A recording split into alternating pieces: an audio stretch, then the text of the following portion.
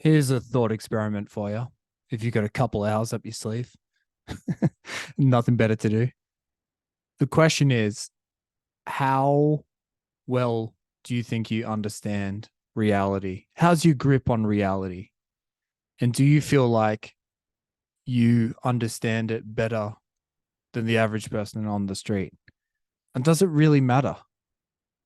For a while, I remember when I was a younger man in my kind of atheistic, very common thing for a young man to go down the Christopher Hitchens, Dawkins, four headless fuckheads of the apocalypse. Um, that rabbit hole. Yeah, you get addicted to like, no, I'm in it for the reality, the science. Like, let's tell it how it is.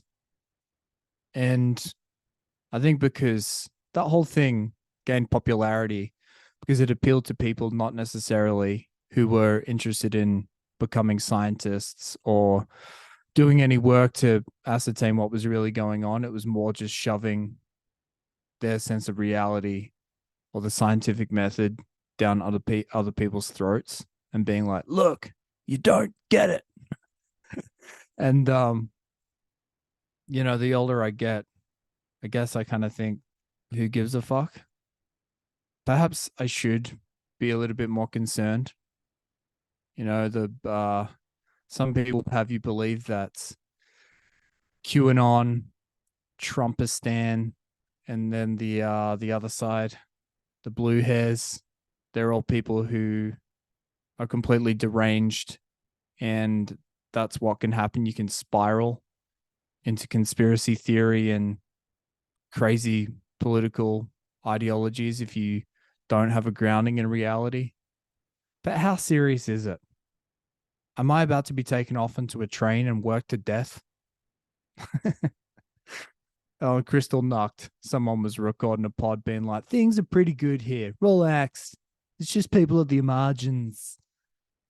Yeah, but I don't know. I feel like take the Zoomers, for example. You would have some people would have you believe that the Zoomers are completely infantilized. They're not having sex. They're socially awkward. They are regressing to childhood nostalgia, playing vaporwave, uh, you know, playlists and just pretending that they were six again, going back to Pokemon in their little hovel inside their parents' basement. Um, and they're vaping. That's the other signifier that Zoomers do a lot, apparently.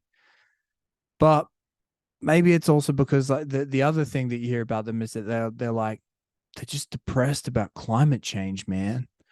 They're they just can't deal with the inequality with race and class and economics in the United States of America. So they're just so up against reality that they've really stared reality in the eye. So that's why they've kind of walked towards fantasy, and they want to live in this kind of like playful bubble. They want to nerf the world because the world needs to be nerfed, if you catch my drift. But I don't know. I'm like, but going back to the original question, I'm someone who's like, yeah, you know what, man, I see it how it is. I'm not afraid to tell how it is, but ultimately, it's just my version of reality. It's me, um, deciding how the world works best for me and things I don't want to do. I'm like, yeah, that's for morons. So we kind of cater to our own needs, and but where I'm at now compared to the fucking little Hitchens disciple that I was back in the day is that I'm way more tolerant and I guess a proponent of people living within fantasy lands because I think it's great fodder for everyone else's reality. Like if no one was allowed to kind of like explore and regress into their own craziness, then life would be like a fucking Mike Lee film. Just haggard looking people with lines on their face and simmering rage at interpersonal relationships. uh, I think we all need a bit of a distraction every now and again. I think like one person I think about all the time in relation to reality is the late great Patrice O'Neill. And there's this quote he said where he's talking about his like style of comedy, and the quote is, "Liars don't like me. People who lie, people who live a lie. There's people who love living lies." I was thinking the other day, brutal honesty is a dumb term. The word brutal should be associated with lying, like you're a brutal liar, as opposed to somebody who's just going to inform you of what they believe the truth to be. I love honest shit, man. You can't fuck with the truth. And so that was his kind of big thing, is that like he was a pursuer of truth with his comedy in it. That's why it wasn't necessarily always funny. It was like harsh and caustic and brutal. But if you would believe Mr. O'Neill, he was basically just like, well, no, your way of living is brutal because you just can't accept the truth.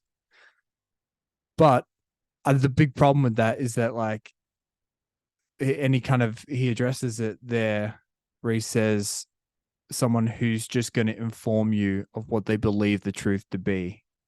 And he would he would ram his, pretty misogynistic and wild, sometimes racist views down people's throats because he was like in love with his own version of reality.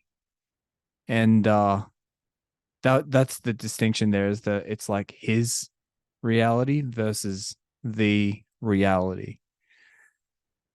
And but if you align yourself with someone who's kind of just pursuing truth, and I don't fall for any bullshit, then you can kind of amass a following. And I always think that like the exact inverse of Patrice O'Neill is Kanye West, like someone who's always used the concept of fantasy, my beautiful dark twisted fantasy, religion, his own kind of like the gospel of Kanye. And then so you look back at all the crazy shit he said in the last years about the beep and the entertainment industry and blah blah blah. Um, it makes sense because you kind of think that, well, he was always he was always high on his own supply. So it's not that surprising that he would end up in that place. But anyway, they're two people who kind of like extremely charismatic entertainers, and they both have a completely warped view of reality, yet it's packaged in a similar yet opposite way, if you catch my drift. And I guess the interesting thing is how when someone's certain, and it doesn't really matter how kind of deranged their views are, they attract disciples. I'm too vague for greatness. I'm always like, yeah, kind of feel that way, but what's the flip side of the coin? You can't say shit like that if you want to amass millions of loyal disciples who'll go to fucking war for you in the YouTube comments. But long story short, I don't think there is a there is a there's a right way to do it. Reality reality isn't for anyone, really. Going back to the original thing, is like you think you have a grasp on it, and you may, like a broken clock is right twice a day type of deal, but maybe that's just more your own reality, but it feels so right to you that you're like, you know what, I need to fucking sing this from the mountaintops and get tons of people following me because this feels so right. How can something so right be so wrong? Anyway, I think I solved it there. Took me a while, but yeah, is reality for everyone? Nah, mate, it's for no one. Deal with it.